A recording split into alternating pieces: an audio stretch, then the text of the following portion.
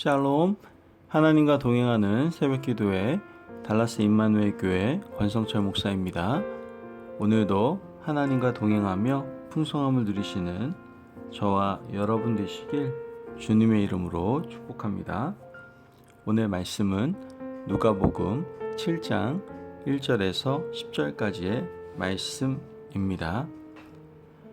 예수께서 모든 말씀을 백성에게 들려주시기를 마치신 후에 가버나움으로 들어가시니라.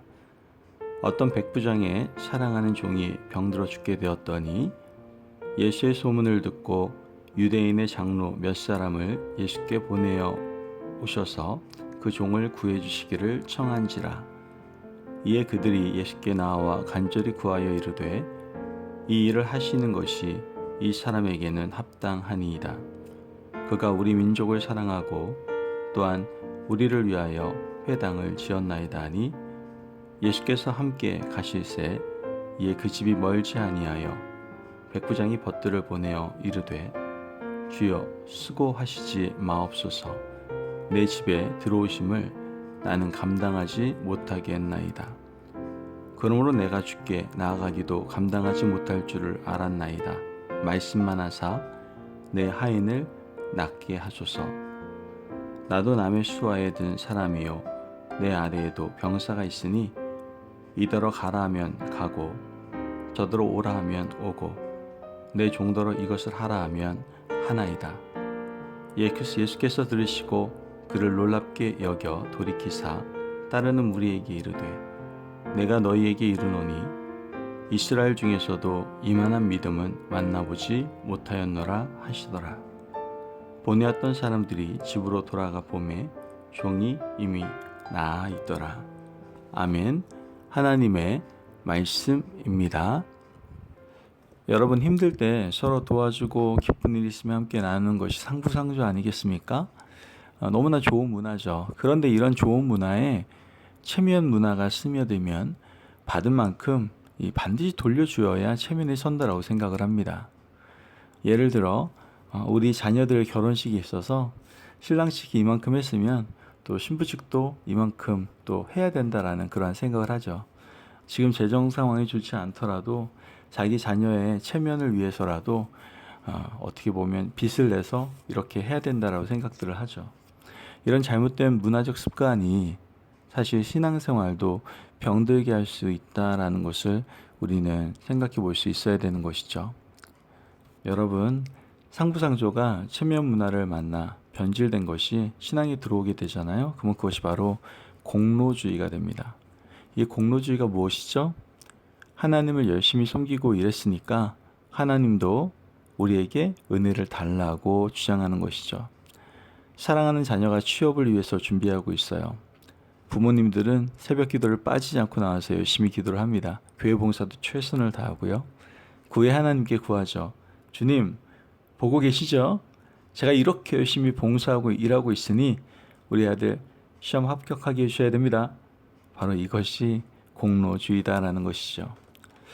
여러분, 신앙의 본질은 그렇지 않아요. 신앙의 본질은 공로주의를 뛰어넘습니다. 하나님의 사랑은 값없이 하늘로부터 임하는 것이죠. 우리는 은혜 받을 자격이 없지만 하나님께서 독생자 예수 그리스도를 이 땅에 보내시고 죄인된 우리를 구원해 주신 거예요.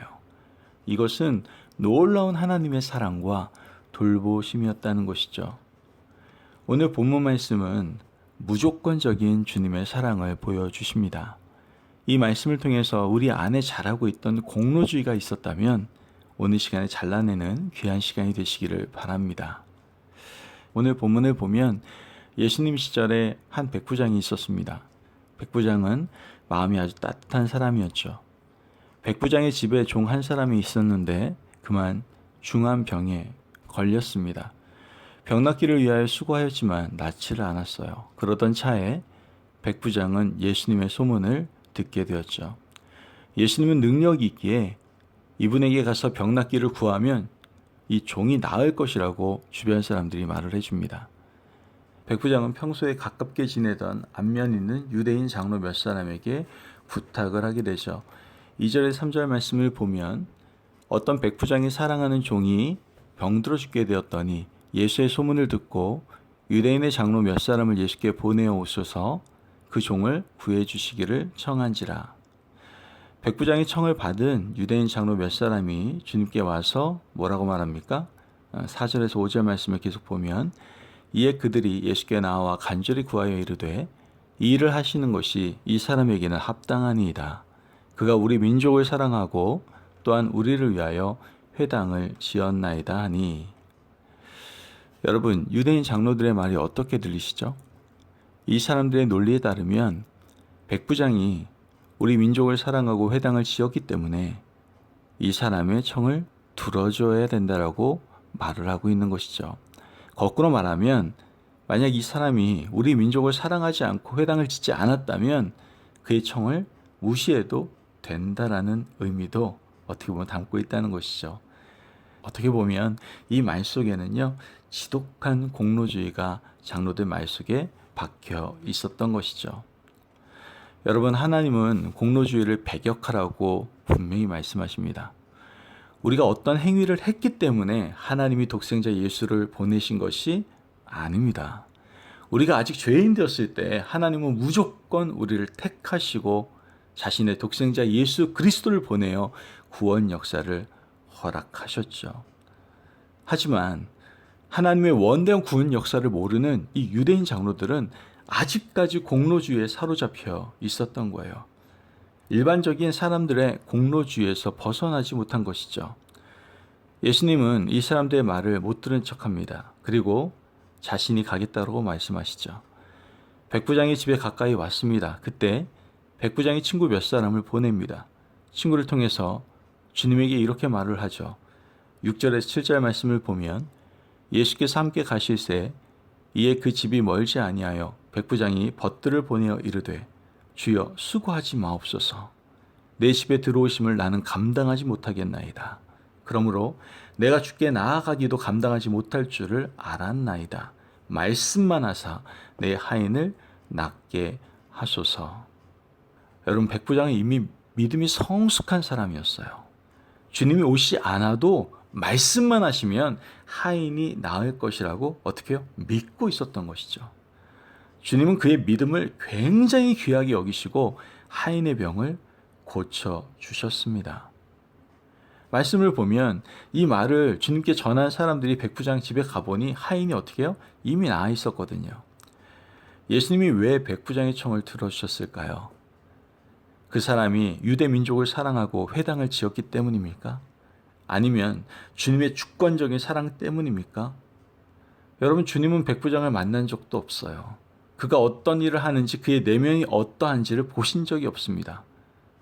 단지 백부장은 큰 믿음을 가지고 있었고 주님은 그의 믿음을 보시고 하인의 병을 고쳐주신 것이죠. 계속해서 말씀을 보면 주님은 그곳을 떠나 나인성으로 가셨죠. 주님과 주님을 따르는 행렬이 나인성에 들어갈 때에 장례 행렬이 주님의 일행을 향하여 나아가고 있었어요. 그 장례는 슬픈 장례였습니다. 과부가 기르던 독자 아들이 죽었기 때문이죠. 청년이 죽었습니다. 과부에게 독자 청년은 어떻게 보면 그녀의 인생의 전부이지 않았겠습니까? 세상이 힘겹고 어려워도 과부는 아들이 자라는 모습을 보고 행복했을 것이고 세상이 엉망으로 돌아가도 아들만 건강한다면 하나도 고생스럽지 않게 살아왔을 겁니다. 그런데 갑자기 그런 귀하고 사랑스러운 자기 아들이 세상을 떠났습니다. 세상에서 가장 슬픈 장례인 것이죠. 장례 행렬을 따르는 사람들이 전부 가슴을 치며 어머니의 심정으로 울고 있습니다. 주님도 그 사연을 알고 계셨죠. 주님이 애통히 여기셨습니다. 그리고 행동을 하시죠. 누가복음 7장 13절에서 14절 말씀을 보면 주께서 과부를 보시고 불쌍히 여기사 울지 말라 하시고 가까이 가서 그 관에 손을 대시니 맨 자들이 서는지라. 예수께서 이르시되 청년아 내가 네게 말하노니 일어나라 하시매. 계속해서 누가복음 7장 15절 말씀을 보면 죽었던 자가 일어나 앉고 말도 하거늘 예수께서 그를 어머니에게 주시니. 여러분, 우리는 이 본문에서 예수님이 과부의 아들을 살려주신 것만 보게 됩니다. 하지만 이면의 내용이 더 중요해요. 어느 누군가가 예수님께 과부의 아들을 살려달라고 부탁한 적이 있습니까? 과부가 애통하게 우느라 정신이 없어서 사실 예수님인 줄도 몰랐습니다. 어느 누구 하나 예수님의 바짓가랑이를 붙잡고 슬픈 장례이니까 청년을 살려달라고 호소한 적이 없어요. 주님은 부탁받지 않았지만 긍휼로 청년을 살려주시고 어머니의 눈물을 닦아주신 것이죠. 이것이 예수님의 일방적인 사랑이었다라는 거예요. 여러분, 우리는 주님의 극진한 사랑을 입은 사람들이에요. 기독교 신앙은 순서가 매우 중요합니다. 우리가 무엇을 했기 때문에 사랑을 받는 것이 아니에요. 주님의 손길이 먼저 있었다는 것이죠. 우리는 주님을 모르는 복음의 해방꾼이었는데 주님이 먼저 우리를 향한 복음을 향한 길을 열어두셨다라는 거예요. 그 사랑을 깨닫게 되면 감격하여 주님을 성심껏 섬기게 되는 것이죠. 저도 이 놀라운 주님의 사랑을 깨닫고 난 다음에 찬양으로 이렇게 고백할 수밖에 없었습니다.